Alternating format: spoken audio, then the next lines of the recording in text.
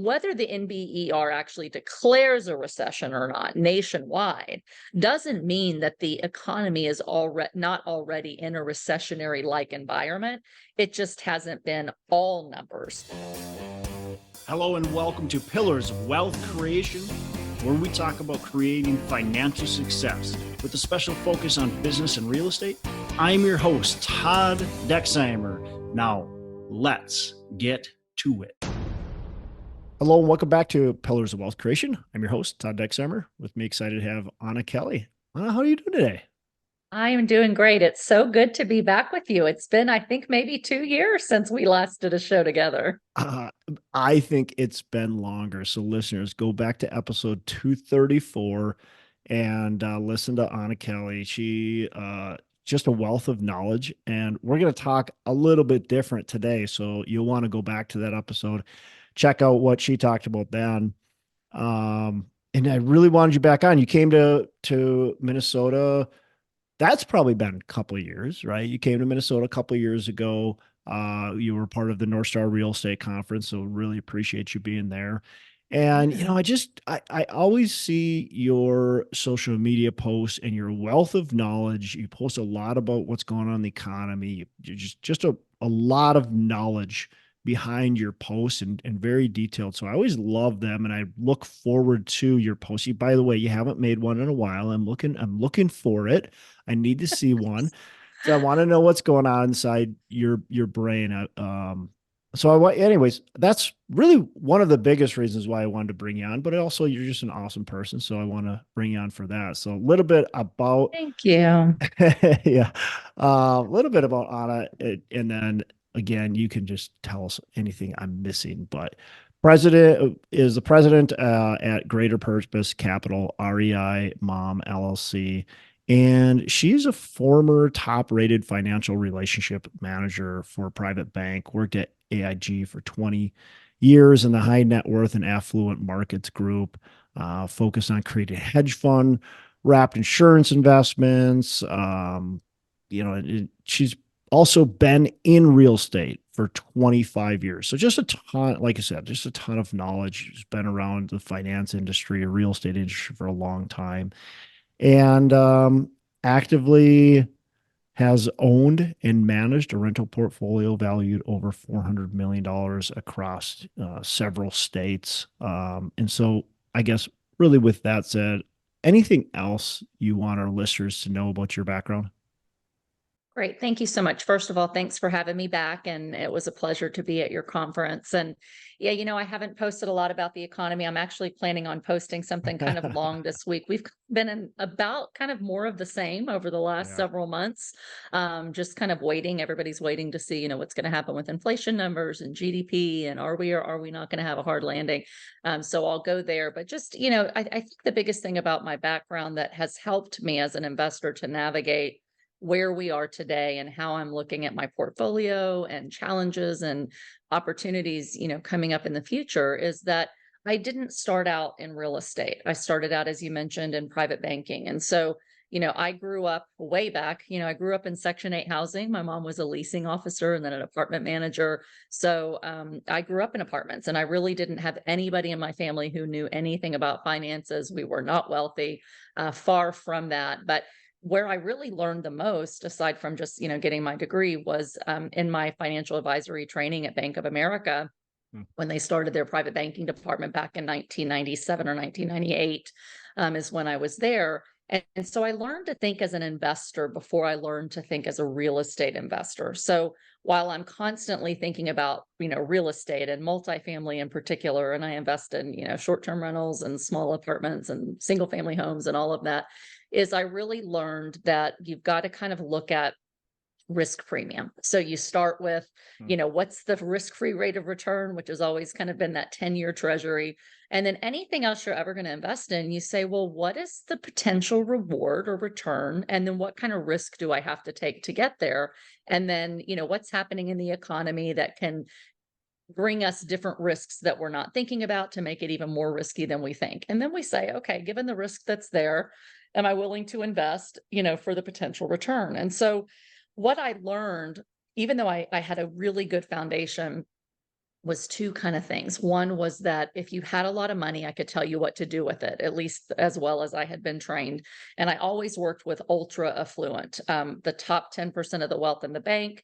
When I was at AIG, we created, private placement investments within an insurance policy so that you could make 20, 30, 40% returns tax-free in insurance for estate planning.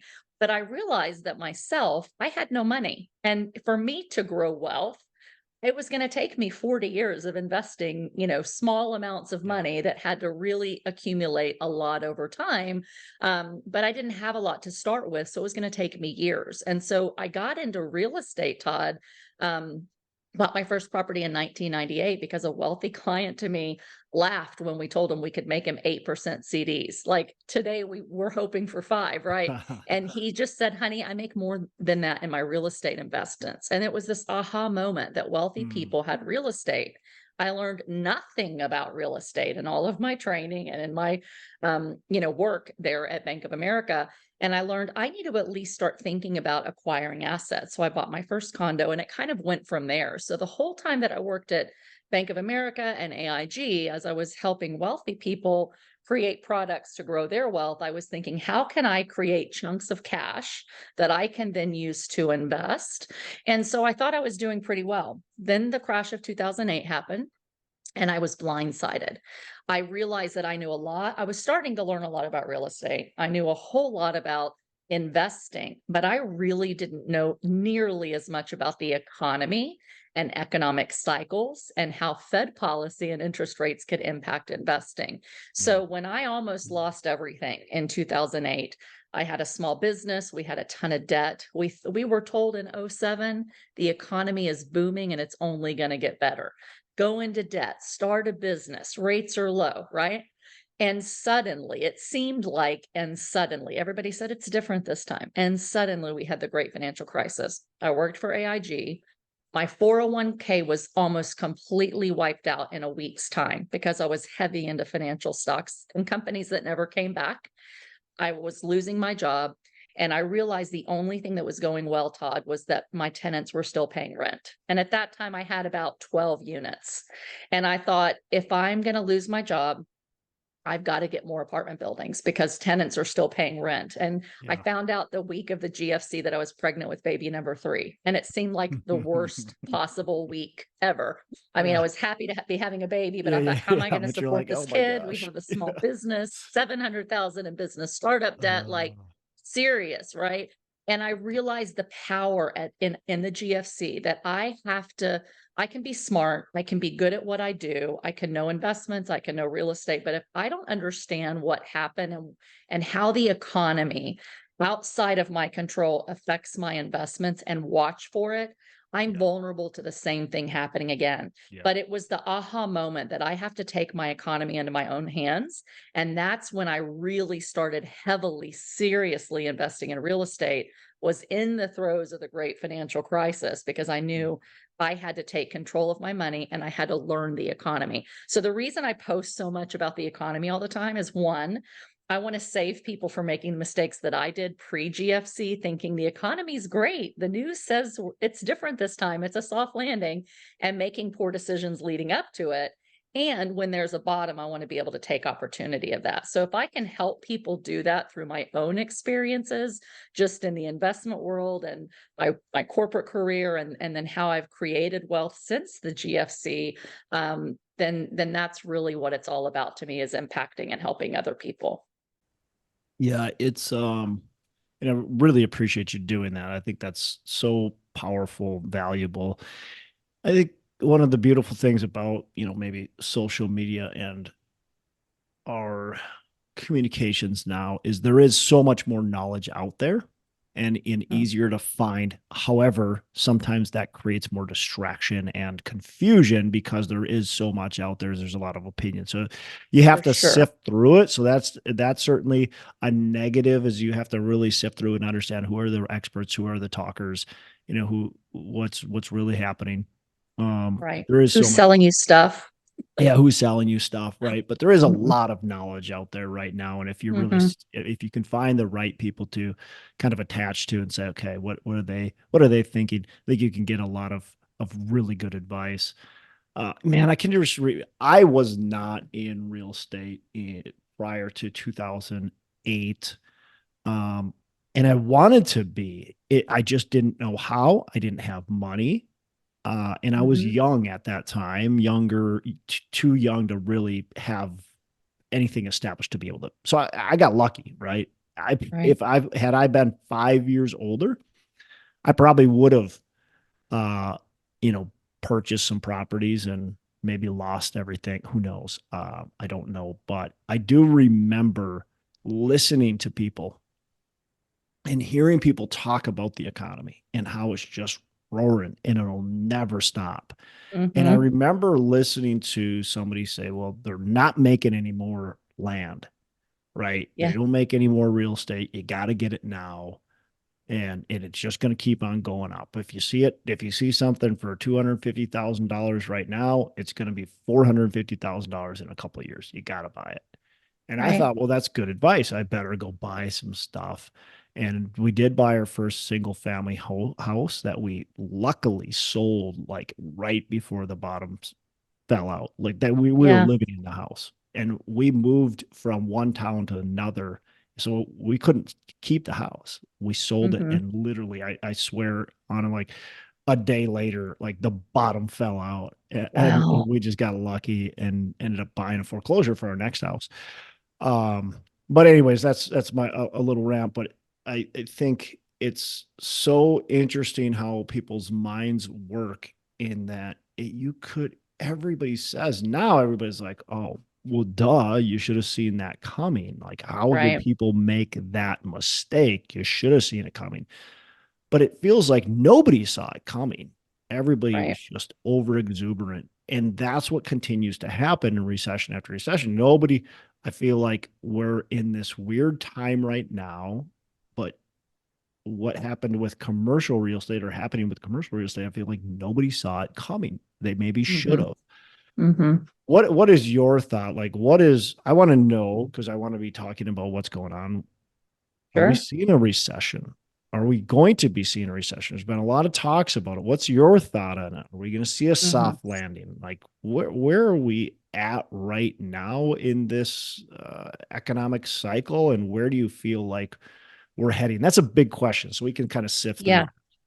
Sure. Yeah. It's interesting because after 2009, I decided I've got to become a student of the economy because I worked at AIG. I also was in the same division as the company that did credit default swaps, and I didn't understand them. Right. Mm, And so it's like, oh, I've heard of these things, but they minimize the level of risk that was actually inherent in credit default swaps because they never thought it could really happen yeah, that multiple companies would fail at once. yeah, And that is what happened. yeah. And it happened because they were Quickly, all investing in and hedging in mortgage backed securities, right? Which yeah, was the thing to own that seemed at the time safe, right? Mortgage backed securities had always been one of the safest things to invest in outside of US treasuries for a little risk and a little reward was the thought. And so it was underestimating the systemic risk inherent in all of real estate and how things were packaged and hedging that I think really took so many people by surprise. And yes, there was some fraud. And yes, there's greed. I mean, let's face it, people are looking back now on commercial real estate investors and saying it was all fraudulent, greedy investors. And no, it hasn't all been fraudulent, greedy right. investors. Sure, there's some of that, but you have to realize that the US economy as a capitalist society is based upon creating value and generating reward. And there's always risk involved in that. And so for every investment, it's how much risk are you willing to take? And the higher the returns, the higher the inherent risk. And we all know that to some extent. But what I think is underestimated is similar to today, it's those exogenous factors outside of our what we look at day to day that we don't realize as like risks starting to boil to the surface. So for example, you look back at 2007, and now if you go back, you'll see articles that were written in 2004, 5, 6, 7 that were warning we're in a real estate bubble. Some of these there's too many subprime mortgages. Like there was a lot of heap of warning. I shouldn't say a lot. There were a few people, a Yeah. handful of economists warning, but it was like a buried headline, a small article on finance in one, Yeah. but A little whisper 90%. among the Yeah. yelling, right? Exactly. But if you look at it, I mean, all the top banks and financial companies, insurance company, they were all investing Yeah. in These are the and propping smartest up. people in the room, right? Absolutely. And that was the thing that I thought, how did I miss it? Because I made some bad personal financial decisions in Yeah. hindsight that if I had made them 2 years before, I would have looked like a rock star, right? Yeah. But I did it at the same time that everybody thought it's different this time and it's going to keep on going. And so I see those same themes repeated over the last couple of years where, Yeah. COVID, I sold some property really early. So I will say this, my crystal ball's broken. I think I have a good thesis of where we are and where we're going, but my timeline has been proven wrong, and everything's taken longer than I thought it would to Mm. happen. And part of that, what I've learned is that the economy is significantly more intertwined and complex than I ever understood before, even working in that realm. And today it's more so sufficiently complex and intertwined than it was even in 2008. So, you think about derivatives, for example. So, I take a loan from you and I have my apartment building as collateral. Well, now you're a bank and you want to use your loan that's an asset on your books as collateral for a loan you want to take. So you put my loan as collateral for a loan that you take as a bank. Well, then that bank goes and needs a loan and uses Mm. the loan they sent to you. So a derivative is when the same asset has multiple loans collateralizing the same underlying assets. The derivatives market today is somewhere between a quadrillion and $4 quadrillion. Jeez. So what it tells me, just that alone, and I know we're talking real estate, but when you have an asset value that's at risk of falling and there's multiple contracts on that, it's not just that interest rates make your commercial real estate property technically go down in value because your cap rate's changing, right? Because now you need a risk premium to buy your apartment building that's above the 4% US Treasury or no one's going to buy it. So you got to sell it at a 6 cap, 7 cap, 8 cap, whatever that is. But the value of your property goes down. The value of that asset on the bank's book goes down. But then there might be 4 or 5 other loans on that same collateral. And so it's this domino effect. And that's just a Mm. tiny bit of what I'm talking about. But you've got international companies were impacted by the war between Russia and Ukraine. Yep. We were impacted, and that, impacts oil and shipping and supply of food, of grain, microchips. You've got now China threatening to go after Taiwan, butting at Russia. Now you've got war, Israel against Hamas. We're funding, a lot of those things. And that's all post-COVID and all the supply chain risks. So I feel like in the last 3 years, we've shown the vulnerabilities of our interconnected global system, our US financial system and interconnected. And I quite frankly think it's more complicated than anybody can wrap their head around, including the Fed. And therefore, when we anticipated risk coming in post-COVID, we thought I could see, hey, rates are low. They dropped them because of COVID. Could be a once in a lifetime opportunity to buy a bunch of assets, lock in low rate debt. It's Yep. opportunity. And I saw that, and I understand there's systemic risk created by COVID. But I think I underestimated, well, what if a war happens too? And what if another war happens too? And then inflation gets bad, and then energy prices go up because of, the wars. And then because of that, my interest rates skyrocket 5 years from now when I need a refi. I wasn't thinking like that, Todd. I was thinking these rates won't stay low forever. I'm not doing bridge debt because I saw people learn the lesson of that in '08.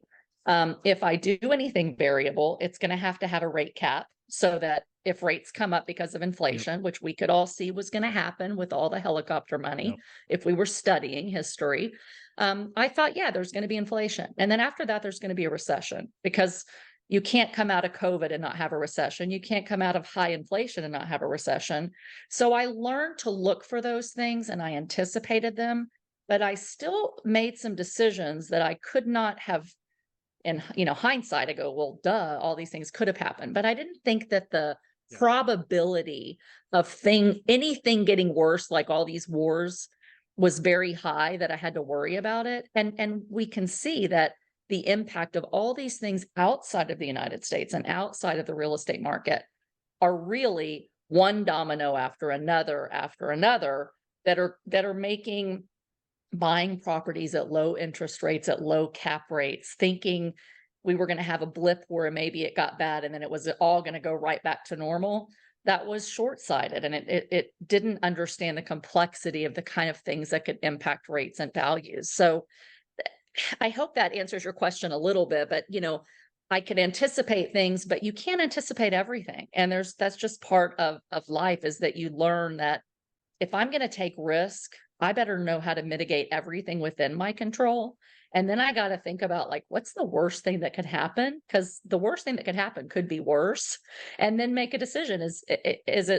Do I have enough skills and network and experience that I'm willing to take the risk, thinking I can mitigate most of it? And can I then make a good return to reward me for that risk? And so, that's the same as it's always been. But I think we're in clearly a globally challenging economic market that nobody can say they really saw coming. We could, hopefully made some good investment decisions mitigating some of those risks, but I think that the risks are still quite pronounced, and that the economy can get a lot worse before it gets better. Yeah, I think you said so much there, but I think you have to understand the risks, like you said. You have to be aware of what can happen. I mean, you can't let that just completely stop you from. Right. You have to say, okay, there are these risks that are available, and I'm going to take these steps to mitigate against those risks and say, Yes. is my risk reward worth it? And if you say, yes, my risk reward is worth it, then we have to push forward, knowing that certainly could you lose that investment. Yes. If everything goes wrong, that could go wrong. Yeah, you're probably going to lose the investment, but you've Right. hedged against enough things to say, look, I'm pretty okay. Like, there's a lot of things Right. that would have to go wrong for it to go wrong. Right. Um, And this is why diversification is so important, Todd. yeah, And that's another thing where a lot of real estate investors, when a sector is hot, a sector yeah, of the economy or real estate, everybody wants to be in that sector, right? So right. whether it's tech or oil or AI or real estate or Bitcoin, right? Yeah, It's like, this is the new thing. It's going to skyrocket in value, and then the party's going to stop. And then you could lose a bunch of money depending on timing. And so I learned, and I'm thankful that I learned this lesson back in my days at Bank of America, never to put all my eggs in one basket. So, for my friends, and I say this lovingly because I feel terrible for them, but I have a bunch of friends in multifamily, because that's the space that I've been primarily in the last several years, that said, I'm going to sell every property I own and I'm going to go all in big multifamily. And if we had personal conversations, I said, don't do that, because if yep, anything ever happens with big multifamily, or rates go back up or values fall, that's all you've got, but you don't own anything yourself. So I always kept small properties of my own, so that if something happened with commercial real estate, which is valued very differently than residential, my residential would be okay, right? Or you're in some yep, stocks, or you're holding gold. But you should never go all in any one asset class at any one time, because there's always risks that we can't see. So, that will save people a lot of headache if they were somewhat well diversified. And I hope that, if anything, this teaches people, like, diversification is really important. yeah. And I love the idea. I get I'm going to sell everything and just focus on, multifamily, focus Mhm. on whatever that is. I love that idea, burn the boats and all that kind of stuff. Mhm. And we're going to focus on it. But I still think, like, look, you can still be all in on, call it multifamily, and still own some of Right. the single families that you used to own. It doesn't mean you're not all in. Like, Right. so Right. Because there's a I did the difference in what same. you do and what you're operating. and Yes. what you own and invest in. And Exactly. I think a lot of people mixed that up over the last few years and just said, okay, I'm only going to do storage or big apartments or Yep. Bitcoin or whatever. Your main thing should be your main thing in business. Yes. Cycles can change how that main thing is done and whether you want to add Agreed. other things to it. Agreed. But I just, because I was so burned pre '08, I learned that lesson that I will always have enough of my own properties bringing enough passive income that if I never did another deal in my life for whatever reason, I would be able to have my means met. And so Yes. I think that that's something important for everybody, regardless of where the economy goes, because we haven't even thought yet about what's coming next. But, have enough passive income or, streams or assets that really allow you to live without ever having to work another day or do another deal. And you'll be able to weather these kind of storms if and when they happen. I'm so glad you said that because you just made me feel really smart. Because sometimes I question my decisions because I have a lot of friends in the real estate industry that sold everything and did exactly what you said. And I'm like, I don't want to do that. I'm going to keep some of these, my best performing properties. I'm going to keep these top 25 best performing Yeah. properties. And if stuff goes wrong, I've got those and always Yeah. have those. And I'm just going to let And the that's debt so get paid smart, down. Todd. Well, It is. I It thought I was feels stupid at not times, sexy. right? Right. Right. Because Because everybody I'm else is hearing telling you from something everybody. different. Right. But here's the challenge. And I coach students and, of all kinds of different real estate persuasions. But I had a student about 2 years ago and they're doing really well as syndicators and they're primarily fund managers. So they raise money for other people's Sure. deals primarily. But they wanted to kind of, burn the ships as well and get rid of everything. And I said, okay, if you can't find deals, because a couple years ago it was bidding wars, you offer on 20 Yeah. and you might get highest and best on 2 or 3. And then, it sells for some crazy amount by Yep. someone paying cash and, Yep. you get outbid. So that's kind of where we were a couple years ago. But I said, if you are hiring an acquisitions manager and an underwriter and there's 3 others of you and you've got a staff now of 6 people because you want to scale, but you're already having a problem getting deals done. How are you going to pay yourself and all these people if you're not constantly doing deals and getting big acquisition fees, which are getting smaller and smaller? So I said, don't hire so fast. Do some of the work, hire maybe fewer people, buy some smaller properties that are longer term buy and hold so that you've got that income. And I know many syndicators, Todd, that are going back to full-time jobs because they can't find deals that pencil. And Yeah. they have to lay off their staff because they depend on that next deal and that next deal and that next deal. So I started kind of seeing that writing on the wall and I started slowing down what I was buying and saying, I'm only going to do amazing deals. And if it's not an amazing deal, to me, there was too much risk in the last year and a half, especially by a year and a half from out, Yeah. we should have all known like there's pain, Yeah. right? Right. Even Right. 2 years before, it's like if it's not a smoking deal, like heck yes, Yep. then I'm going to let it go. But the only reason that I sleep really well today, Todd, and again, I've got some deals that have challenges. So this isn't to say I've done it all right because I've still made mistakes because I never could have seen what's happened over the last 3 years, especially post pandemic.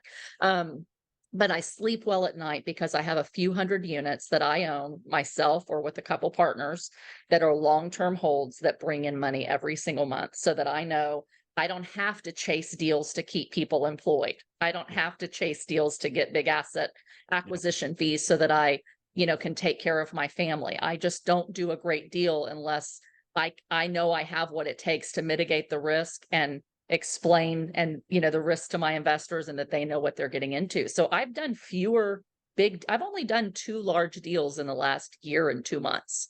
Large multifamily deals where before I was doing, several a year. So I really slowed down, but it was having that own portfolio of my own that allowed me to do that without any stress of impacting other people that I couldn't pay, for example, if I didn't get the acquisition fee. Well, and it's a nice thing to be able to talk to your investors about that too. Is one of the things that I've liked about keeping my portfolio is I can tell investors when I because I would get that question, how many deals are you doing a year? And it's like, well, look, our goal is to do 4, maybe 5, maybe 6 deals a year, but we don't have to do any deals. Right. And so we are going to pick the best deals to do and focus on those. And we're going to pass on the deals that we don't think are the greatest. So we're only looking for the Right. best deals out there, and we don't have to do, we're not forced to do deals. And that's a Right. better position to be in than that company that has to do deals just to put food on the table, just to pay For for the sure. employees. You just have to get a deal done. For And so you sure. might do a deal that you're just compromising on. You're like, Right. well, we got to get this deal done. We just have And to. unfortunately, that's been the case a lot for the last couple of years Yeah. because of the bidding wars leading into then it's high rates and high prices, and there's no real way to make it work without risk, especially when the capital markets have dried up or really lowered their LTVs. So rates are really high right now. We went from basically zero, right? And Hmm. if you look at the 10-year treasury, I think right now we're bouncing around the low fours. So rates have Yes. gone up really drastically. We were into the fives, right? Um, there's a lot of real estate that has loans coming due in Yes. 2024, in 2025. And so there's this, what are we going to see? Like, are we going to see a blood on the streets? Or are rates going to come down and rescue people by the Fed dropping rates to a Hmm. level where people can now refinance? What is your kind of crystal ball or thought process through what are we going to see here in commercial real estate? And maybe how are Yeah. you preparing right now? Okay. Great question. One, I've become much more humble as I've gotten older and gone through things and made mistakes, or my crystal ball didn't come, on my timeline. So Yeah. I will say this. I listen to the economists that I listen to, Todd, are much older than I am. I'm 49. I feel young, although I know that puts me right about at middle age, but I listen to economists and billionaire hedge fund managers, billionaire REIT managers that are in their 70s and their Yeah. 80s, and they've Yeah. lived through the 70s and 80s crisis when I was just a kid and before then. And there's there's disparity between what they think as well. But I will say this, most of them say we are heading in for harder times. The soft landing is not cooked in. The recession is not called off. Asset values have not stopped falling. The banking crisis is not averted. And get ready, recession is coming, and it's going to come, and it's going to be worse than most people think. So based upon just studying the Fed and how they react, and looking at the details of the financial numbers, I think we're heading into a recession. I would not be shocked. I would bet, but not a whole lot of money because my timing's been off quite a bit. I thought for sure we'd be in a deep recession by last summer, and I it did didn't too. happen. Yeah. And the numbers, though, if you look at the inverted yield curve, which is the most accurate prediction of a recession. It's been inverted almost for 2 years, like 80 weeks. It's been inverted 80 to 82 weeks pretty much consistently, indicating a recession. Usually once it inverts, you've got about 6 months and you're in a Right. recession. Okay. So Right. that's one thing. If you look at the US leading economic indicators that the National Bureau of Economic Research uses to date recessions, 9 out of 10 of them are in recessionary territory and have been for a year. The only thing that's kept the economy propped up has been GDP and jobs. So GDP, though, if you look at the details of the numbers and you look at the job numbers, which I know we don't have a ton of time, but I'll go into here just for a second. At a national level, they look a lot higher. The data is, and I'm not a conspiracy theorist, but the reality is the data is manipulated. Yeah. There's lag effects, and the way that it's reported is always, almost always, adjusted downward more negative after the headline comes out of what the number is. So you've seen recessionary territory for most of the economy, just not for the magnificent seven of the stock market. And it's been almost like this rolling recession. So manufacturing's been in recession. Industrial is now in a recession. The auto market has been in a recession. Real estate has been in a recession. But GDP has been 3.7%, right? Or unemployment's been 3.7 and GDP has been positive. Yeah. But all those things tell us we should have been in a recession. And in fact, we've had 2 negative quarters of GDP, but a recession wasn't declared because we had low unemployment, higher than normal employment and GDP, when we had negative GDP. So whether the NBER actually declares a recession or not nationwide doesn't mean that the economy is not already in a recessionary-like environment. It just hasn't been all numbers. But here's one thing I'm looking at. Gross domestic product and gross domestic income are 2 measures of the health of the economy. And Lacey Hunt is someone that I follow that I highly recommend you listen to. He just did a panel last week.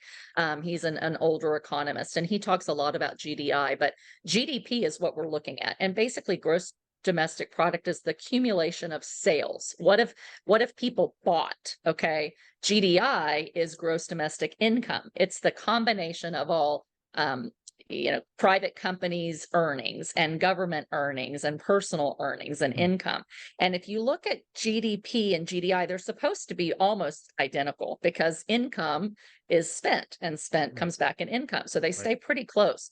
GDP was at 3.1%. GDI was at negative 1%. Wow. It's a 4% gap, and it's the largest gap that there has ever been.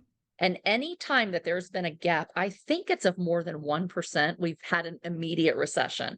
So the fact that incomes are reporting at negative 1%, even though this lagging GDP is higher, tells us the economy is really struggling. The other piece of that is if you look at the unemployment numbers, and this is I'll just say this at a high level, they've been positive. But if there's a study that's shown on recessions that anytime the government has more than 10% of the new job openings and the growth is in government jobs, we've headed right into a recession. In 2023, 25% of the new jobs created were government jobs. So it's 250 times more than when it put us in a recession. It means the private sector, Todd, is not hiring. So despite the Magnificent Seven being really great in stocks, if you look at the stock performance today, we've crossed this warning sign of recession where more stocks are negative than there are positive. It's just that the few are floating the rest. And it's kind of like that with employment. If you look at employment plus social service jobs, those that help people with, let's say, migrant help, rental assistance help, those types of social services, it's over 80% of the jobs created are in social sector and government spending. So all those things tell me, we're not building, and that's just a few of the things, that the economy is not nearly as healthy as everyone says.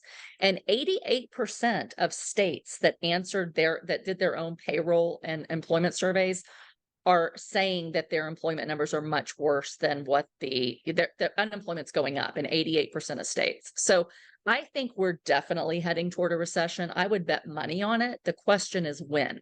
I think we're already in a recession. I really do. And I think that when the NBER finally dates recession, they never do it till 6 months after it's already started.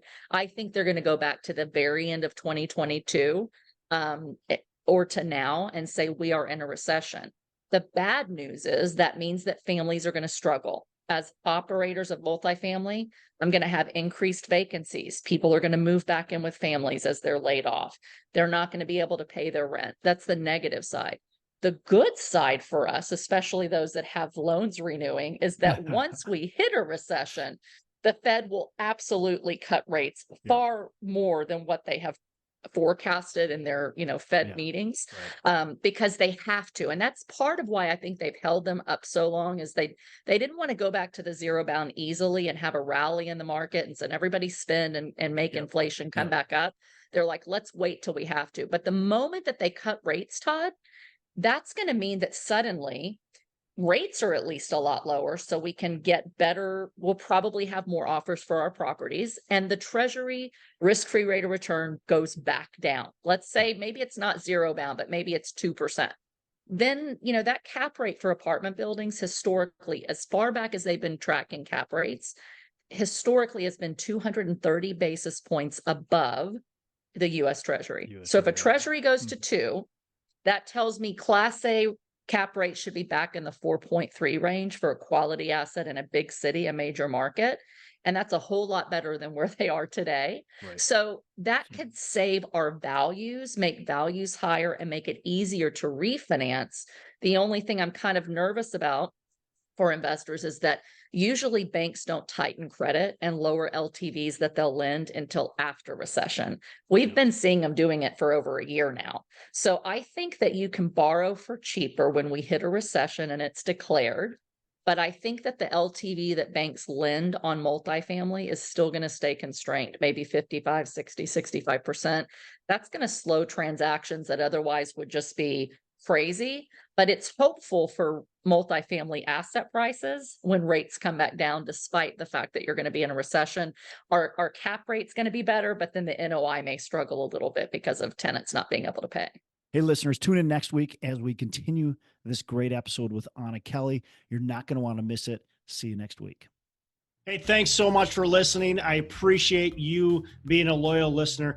I would love to have you go on to our Facebook page and subscribe, give us a thumbs up, go on to iTunes or wherever you listen and give us a rating and review. Don't forget to subscribe.